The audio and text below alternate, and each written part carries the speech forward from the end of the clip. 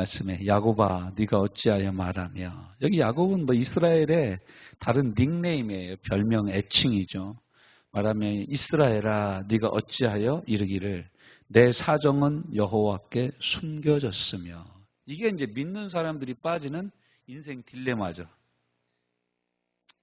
여러분 기도하는데 빨리 응답됐죠? 네. 기도 제목이 있는데 지금 얼른 기도 응답돼서 감사하죠? 아니죠. 그렇죠? 신기하죠? 어떤 기도는 10년이 넘는데도 응답이 안 돼요. 남편을 위해서 기도하는데 벌써 30년 가까이 기도했는데도 아직도 주 앞에 돌아오지 않아.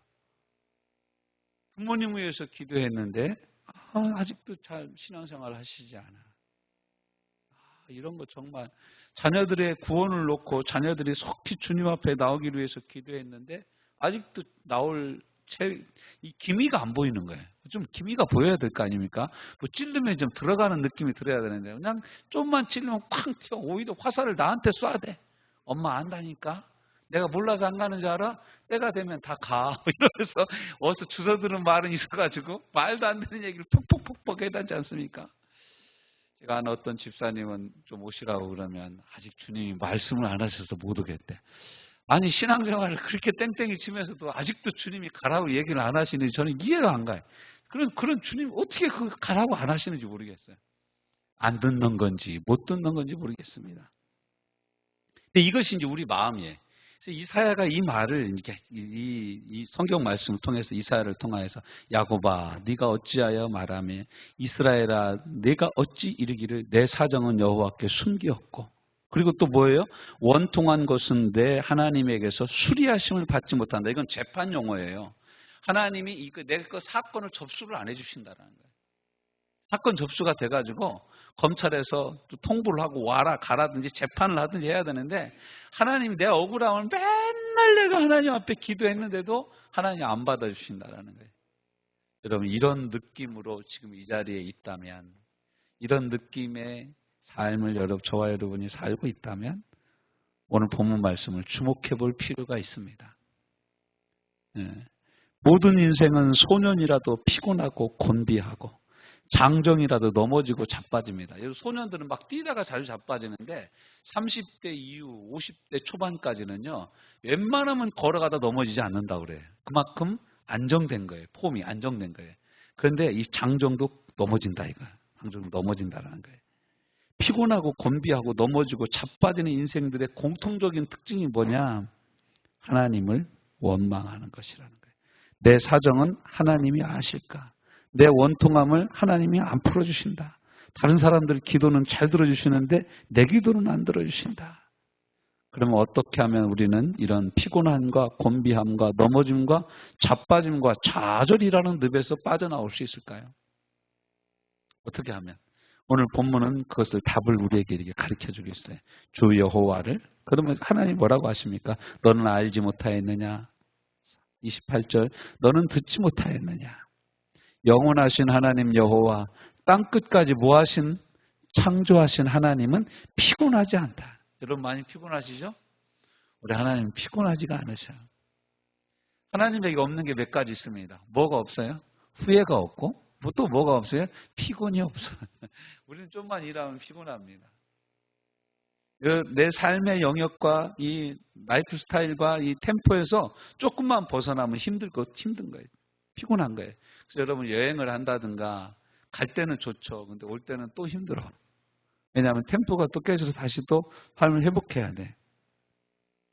이러한 것에 대해서 독수리를 데려와서 얘기합니다. 31절 오직 여호와를 앙망하는 자는 새 힘을 얻으리니 독수리의 날개치며 올라감 같을 것이며 다른 박질하여도 뭐예요?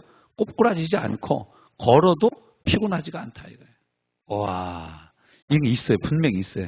근데 여러분 어떻게 독수리 날개치며 올라감 같은 새 힘을 우리가 어떻게 얻을 수 있나? 이러한 새 힘은 우리에게 있지 않고 여호와를 앙망할 때 하나님이 우리에게 부어주시는 은혜입니다. 부어주시는 은혜예요. 자, 그럼 어떻게 여호와를 앙망하면 벗어날 수 있습니까? 어떻게 승리할 수 있습니까? 이와 비슷한 말씀이 신명기 32장 9절에서 12절 말씀에 있어요. 제가 읽어드릴 테니까 여러분 한번 잘 들어보세요. 여호와의 분깃은 자기 백성이라. 그러니까 하나님의 몫은 자기 백성이라는 거예요. 그 택하신 기업이로다. 여호와께서 그를 황무지에서 짐승의 부르짖는 광야에서 만나시고. 하나님 우리를 어디서 만나셨다고요? 광야. 아무것도 없어. 내 힘으로 할 수 있는 일이 없어. 정말 무기력해.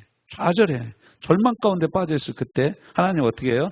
만나주시고 호위하시고 보호하시며 자기 눈동자같이 지키셨도다. 신명기 32장 10절 11절 마치 독수리가 그 보금자리를 어지럽게 하며 여기 나와요.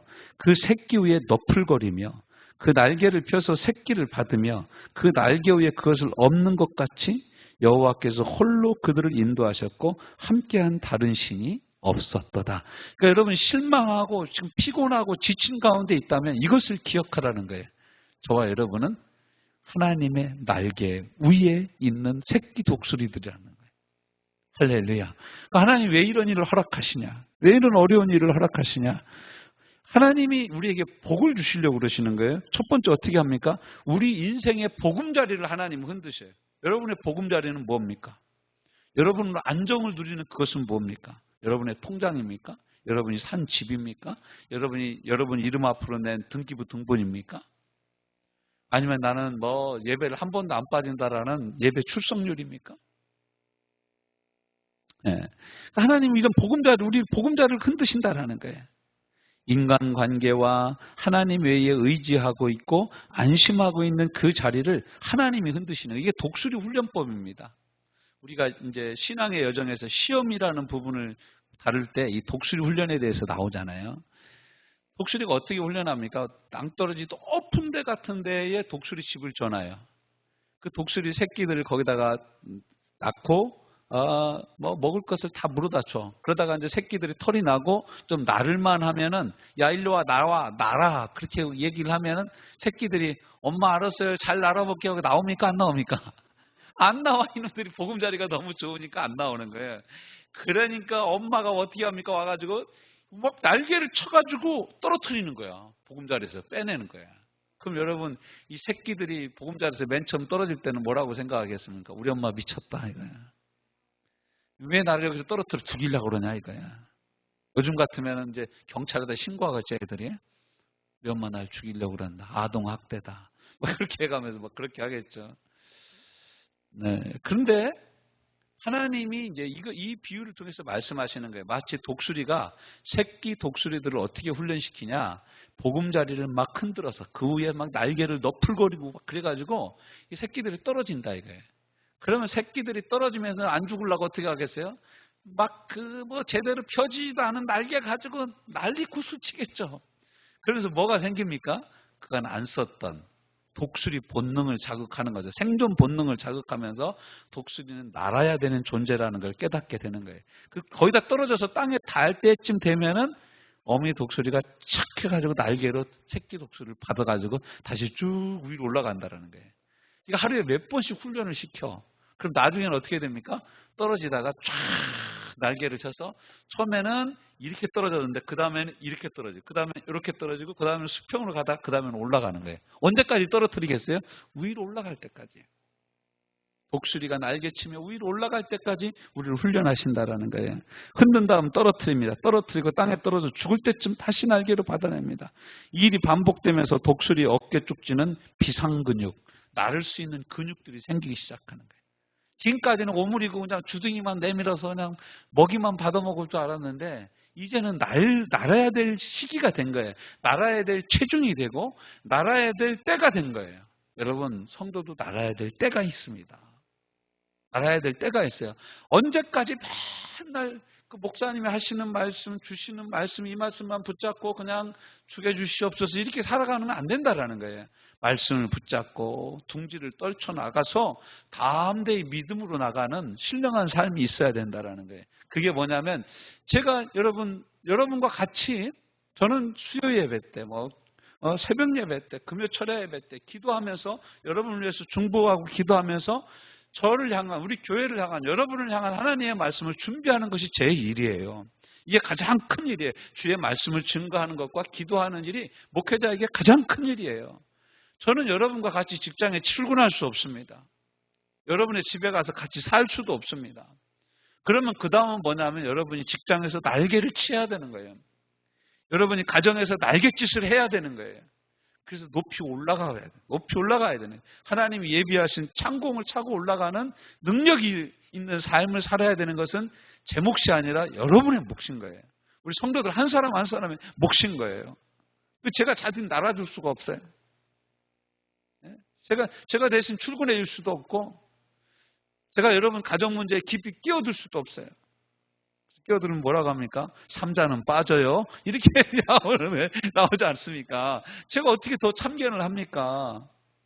그렇지만 여러분에게 이 주신 하나님의 말씀과 하나님의 마음을 전하면서 여러분들이 이 말씀과 하나님을 찬양하고 예배하는 이 와중에 하나님이 주시는 새 힘을 얻어서 그 힘을 가지고 독수리처럼 창공을 차고 날아가는 은혜가 있으시기를 주님의 이름으로 축원합니다.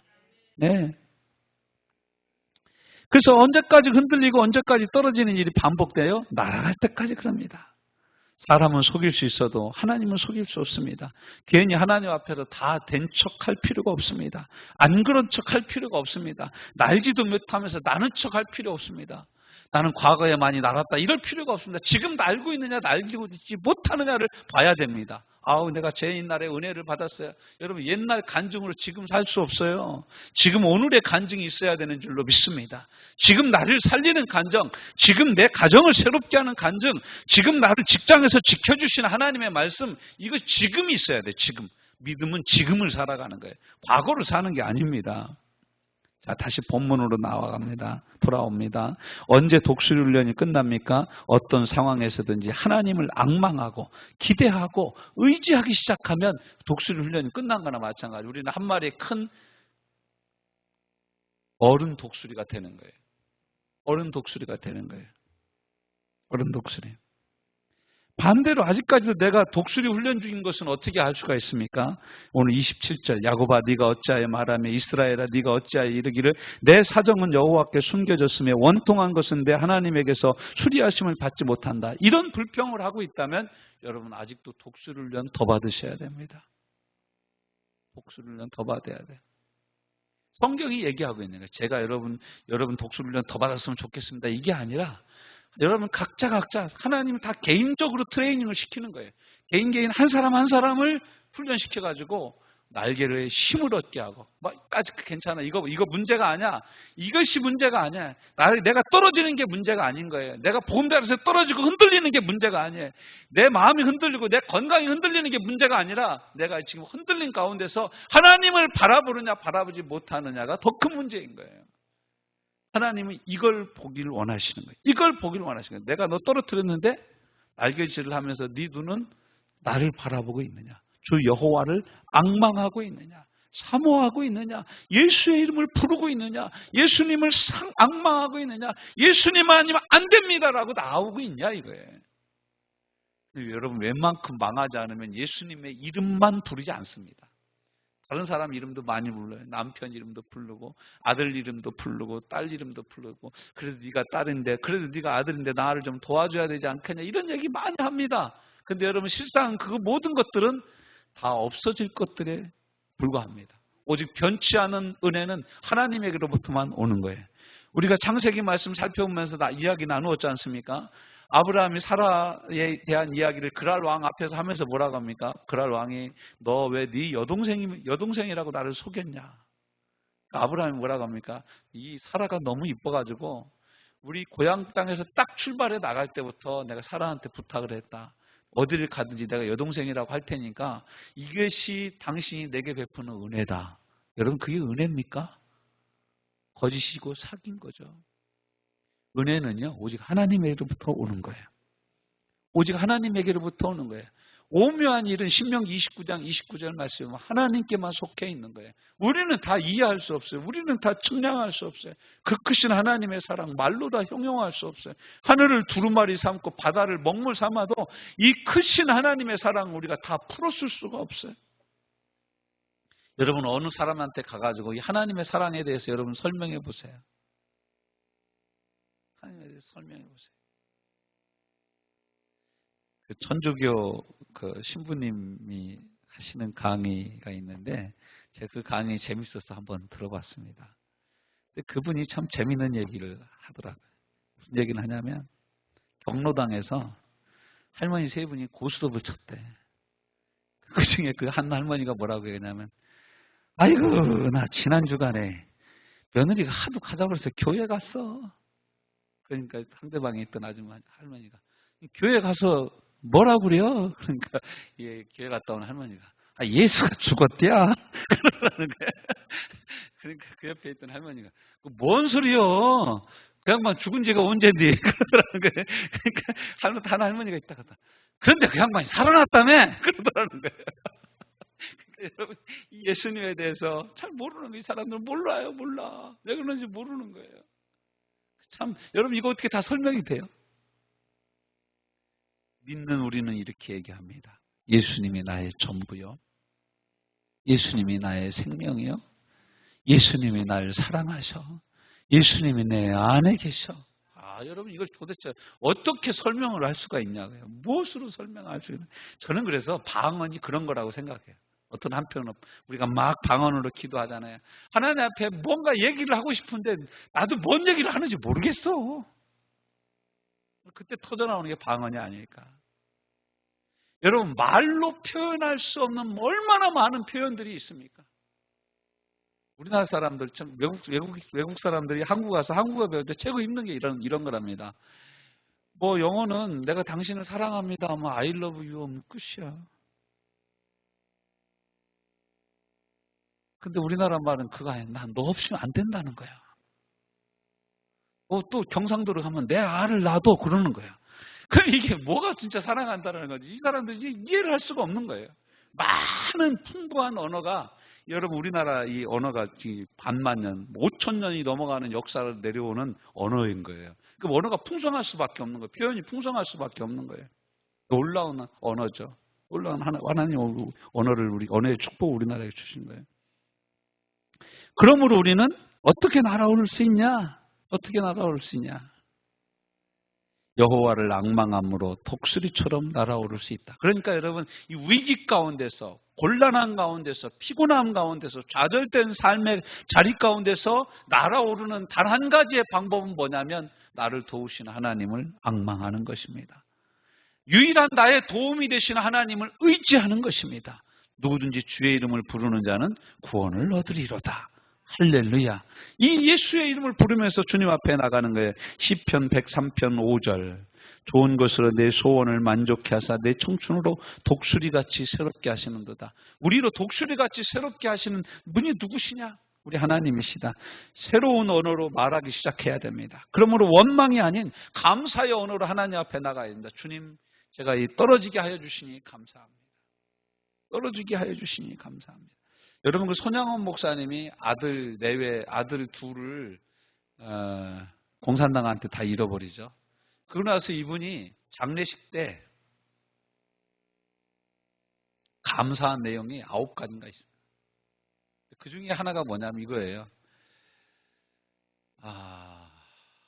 죄인의 집안에서 순교자가 나오게 하여 주시니 감사드립니다.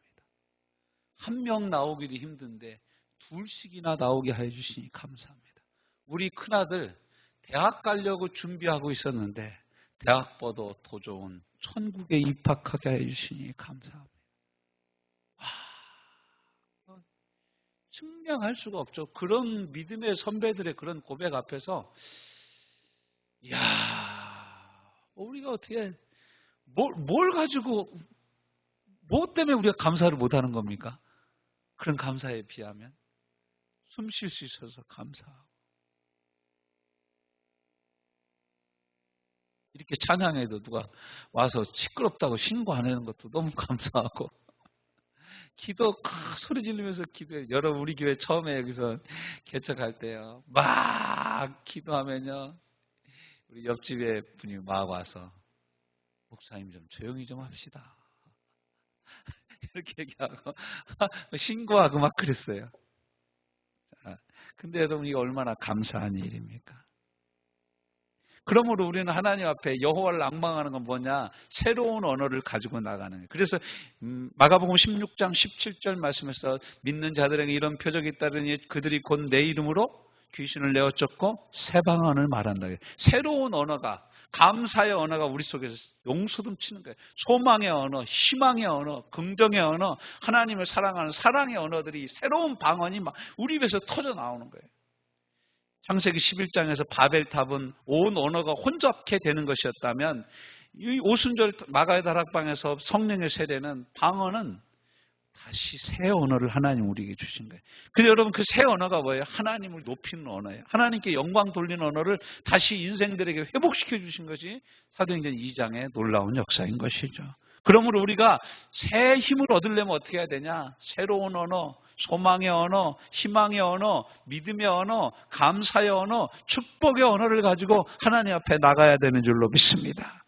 이때 하나님 우리를 새롭게 하시는 거예요. 칭찬의 말로 찬송을 불러야 돼. 유행가가 아니라 찬송을 불러야 돼. 자꾸 하면 우리 마음이 따뜻해지고 뜨거워집니다.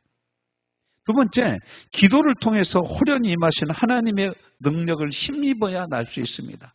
여러분, 새가 나를 수 있으려면 힘이 있어야 돼요. 바람이 도와줘야 되고 힘이 있어야 돼요. 날개 힘이 있어야 돼요. 성도의 힘은 어디서 나옵니까? 밥심에서 나오는 게 아니에요. 성도의 능력은 하나님의 영으로부터 오는 것입니다. 기도할 때 하나님의 성령을 하나님께서 우리에게 부어주셔요. 이때 날 수가 있어요. 여러분, 사람이 날 수 있는 딱 한 가지의 방법이 있습니다. 높은 데서 뛰어내리면 그건 추락이에요. 추락, 난다고 하지 않아요. 추락하는 거예요. 떨어져 죽는 거야. 또 우리가 구름을 뚫고 날아갈 수 있는 단 하나의 방법이 있죠. 뭐 하면 됩니까? 비행기 타면 되는 거예요. 비행기 타면 되는 거예요. 우리가 기도를 통해서 성령 안으로, 우리가 기도를 통해서 예수 안으로 깊이 들어가면 우리는 주와 같이 날게 되는 줄로 믿습니다. 기도하면 우리의 부가가치가 높아져요. 기도하면 우리의 마음이 담대해져요. 하늘의 기업을 보게 돼요. 영원한 하나님의 나라의 비전을 갖게 되는 거예요. 기도하면 하나님이 사람들을 또 붙여주셔요. 어떤 때 보면 천사가 아닌가 싶은 사람들이 있어요. 어떻게 저 사람이 나를 이렇게 도와줄 수 있을까? 어떻게 나에게 꼭 필요한 만큼의 도움을 줄 수 있을까? 이건 하나님만, 내가 이것도 하나님께만 얘기했는데 주님 17만 5,700원이 필요합니다. 내가 하나님께 기도했어요. 근데 정확하게 그 사람이 17만 5,700원을 나한테 딱 찍어주는 거예요. 이건 하나님이 보내신 천사라고밖에 이해할 수가 없는 거예요. 여러분, 우리 삶에, 우리 지나온 여정 가운데 얼마나 그런 일이 많이 일어납니까? 기도하면 이런 일이 일어나는 줄로 믿습니다. 기도하지 않으면 모든 것이 우연으로 보이지만 기도하면 모든 것은 필연인 줄로 믿습니다. 하나님이 도와주시는 필연이요, 하나님이 공급해 주시는 능력이요, 하나님이 나와 함께 하시고 날게 하시는 은혜인 줄로 믿습니다. 마지막으로 포기하지 마십시오. 끝까지 도전하십시오. 하나님, 우리가 추락해서 그냥 추락사에서 죽기를 원하시는 그런 분이 아니세요. 우리가 어깨에 근육이 생기고 새 힘이 생겨서 기도의 능력 가운데 나가서 하나님의 은혜로 멋지게 날아오르기를 원하시는 분이신 줄로 믿습니다. 그러므로 포기하지 않으면 반드시 그와 같이 될 줄로 믿습니다. 포기하지 아니하면 때가 이르네 거두리라. 갈라디아서 6장 9절 10절 아닙니까? 선행에 대한 말씀은 때가 이르면 선을 향하다 낙심하지 말지니 때가 이르면 거둘 것이라는 거예요. 그러므로 포기하지 말라. 포기하지 말라. 하나님이 반드시 저와 여러분의 선행과 저와 여러분의 믿음의 결과에 대해서 응답하실 줄로 믿습니다. 어떤 때는요, 우리가 아무리 노력한 것이 이렇게 보상으로 우리에게 주어지지 않은 것 같을 때가 있어요. 그렇죠? 열심히 봄에 심었는데 가을이 돼서 올해는 추수하겠지. 그런데 추수 없어, 꽝이야. 여러분, 그 동전으로 긁는 복권 긁어보셨습니까? 저도 긁어봤는데 다 꽝만 나오더라고요. 10만 원 나왔었어요? 꽝만 나와, 꽝. 제가 한번 긁어보고 그들부터는 안 긁었습니다. 꽝만 나와가지고. 근데 여러분, 하나님께는 꽝이 없습니다. 할렐루야. 하나님 우리에게 뭐라고 말씀하세요? 네가 기도를 심으면 30배, 60배, 100배로 내가 갚아주겠다라고 말씀하세요. 여러분이 선을 행한 것, 여러분이 대접한 것, 하나님 30배, 60배, 100배로 갚아주실 줄로 믿습니다. 할렐루야. 우리 함께 아까 제가 여러분하고 한번 불렀던 찬양인데 이 찬양 한번 부르고 우리 함께 오늘 말씀 붙잡고 주 여호와를 앙망하는 자인데요. 함께 찬양하고 기도하는 시간.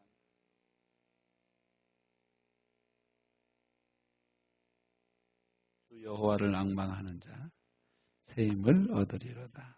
우리 함께 뜨겁게 찬양하고 말씀 붙잡고 기도하는 거예요.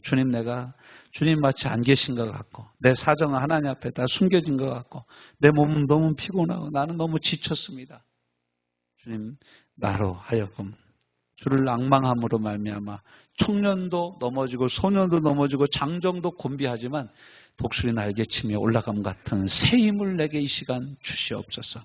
다른 기도할 필요 없어요. 따라서 해봅시다. 새 힘을 주옵소서.